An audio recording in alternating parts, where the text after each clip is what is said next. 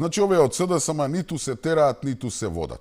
Откако 3 пати, како од ѓавол се одрекоа од Ахмети и неговата Дуи, сега ни најавуваат дека за локалните избори може повторно да го обноват бракот и да соработуваат. Што убаво си се најдоа, едни корумпирани, други корумпирани. Едните имаат златен лидер кој во джеп има виза за Дубај, другите грубо брана човек кој веќе е кидна од тука.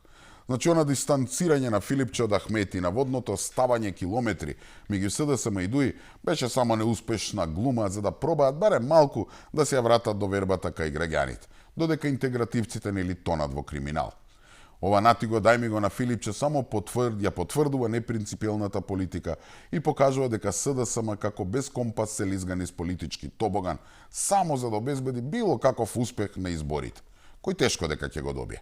До сега купуваа време да добијат малку доверба и сега мора да ги отворат картите, бидејќи доаѓа време кога на избори мора да се соработува за да имаат било каков учинок. Искрено не би ме изненадило да се формираат една коалиција меѓу Дуи, Левица, СДСМ и Арбен Таравари. Лидер нормално ќе им биде Али Ахмети, како и досега.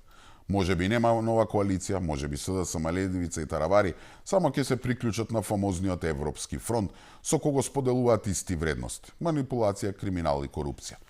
Само што овој народ не пие нафта и тоа го покажа на минатите избори.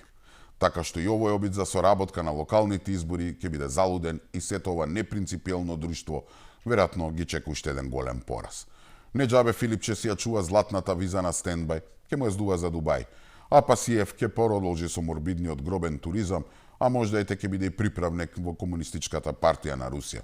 А Ахмети веројатно конечно ќе се пензионира на Косово. Дај Боже, барем така, ќе се ослободиме од оваа булумента, ќе се ослободиме од сите овие за кои оваа наша Македонија е само една стендбај татковина.